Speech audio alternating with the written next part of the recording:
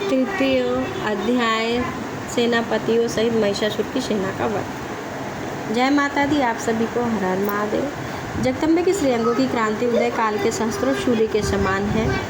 वे लाल रंग की साड़ी पहने हुए हैं। उनके गले में मुंडमाला शोभा पा रही है। दोनों स्तनों पर चंदन का लेप लगा हुआ है। वे अपने अपने कर कमलों में जपमालिका विद्या और अभय नामक मुद्राएं धारण किए हुए हैं। तीनों नेत्र से सुशोभित मुखार बिंद की बड़ी शोभा हो रही है।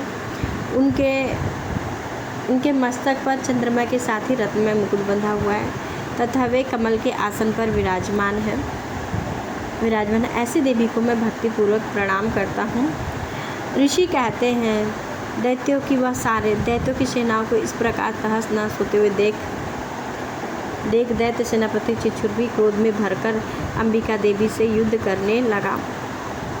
के लिए आगे बढ़ा। वह असुर रणभूमि में देवी के ऊपर इस प्रकार बाणों की वर्षा करने लगा जैसे बादल मेरे वीरों के ऊपर शिखर की पानी की धार बरसा रहा हो। तब देवी ने भी अपने बाणों से उसके बाण समूहों को अन्यासी काट कर उसके घोड़े और सारथी को भी मार डाला। साथ ही धनुष तथा अत्यंत ऊंची ध्वजा को भी तत्काल ही काट गिराया। धनुष कट जाने पर उसके अंगों को अपने बाणों से बेट डाला। धनुष, रथ और घोड़े और सारथी नष्ट हो जाने पर उस असुर ढाल और तलवार लेकर देवी की ओर दौड़ा। उसने भी तीखी धार वाली तलवार से सिंह के मस्तक पर चोट करके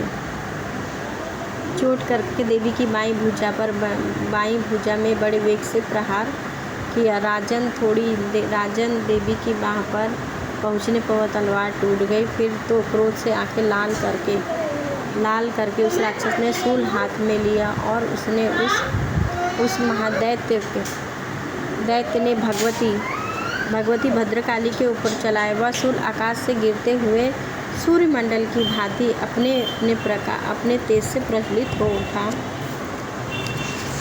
जय माता दी।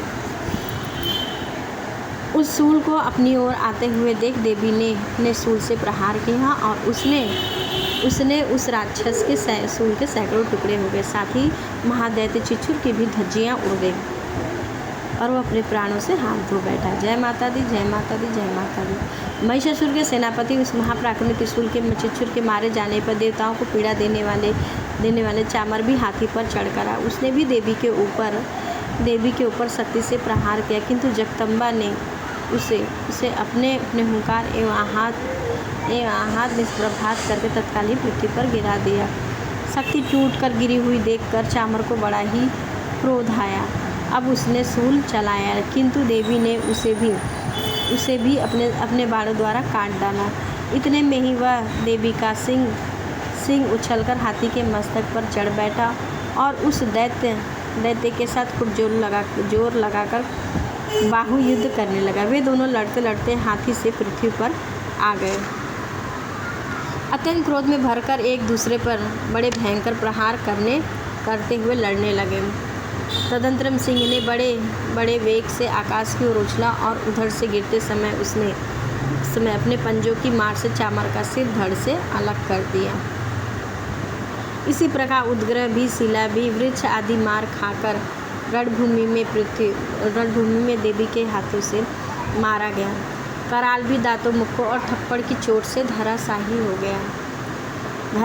क्रोध में भरी हुई देवी ने भी गदा की चोट से उग्रत का कचूमन निकाल दिया। बिंदीपाल से वासकाल, बाणों से ताम्र और अंधक को मौत के घाट उतार दिया। 3 नेत्रों वाली परमेश्वरी ने त्रिशूल से उग्रासय, ग्रीव तथा महाहनु नामक दैत्य को मार डाला। तलवार की चोट से बिडाल के मस्तक को भी धड़ से काट गिराया। दुर्धर और दुर्मुख इन दोनों को भी अपने बाणों से यमलोक भेज दिया। इस प्रकार अपनी सेना का संहार होते देख महिषासुर ने भैंसे का रूप धारण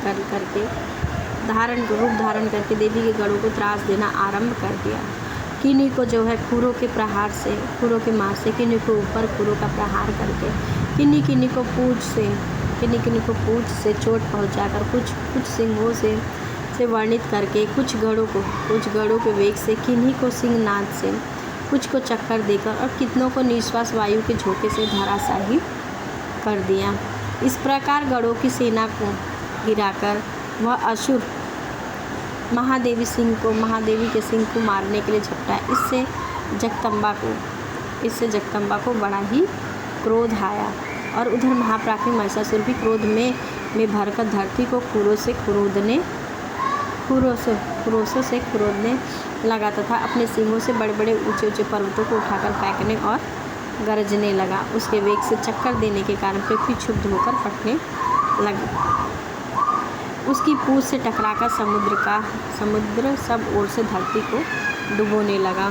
समुद्र का जल हिलते हुए सिंगों से आघात से वर्णित होकर बादलों के टुकड़े टुकड़े हो गए। उसके श्वास की प्रचंड वायु के वेग से उस सैकड़ों उड़े हुए पर्वत आकाश से गिरने लगे। इस प्रकार क्रोध में भरे हुए उस दैत्य को अपनी ओर आता हुआ देख चंडिका ने उसका वध करने के लिए महान क्रोध किया। उन्होंने पास फेंककर उस महान असुर को बांध लिया और संग्राम महोत्सव में बन जाने के कारण उसने भैंसे का रूप त्याग दिया और तत्काल ही वह सिंह के रूप में वह प्रकट हो गया। उस अवस्था में जगदम्बा ज्यों ही उसका मस्तक काटने लगी त्यों ही वह उद्धृत हुई, त्यों ही वह खड्गधारी पुरुष के रूप में दिखाई देने लगा। तब देवी ने तुरंत ही बाणों की वर्षा करके ढाल और तलवार के साथ उस पुरुष को भी बीच डाला। इतने में वह महान गजराज के रूप में परिणित हो गया।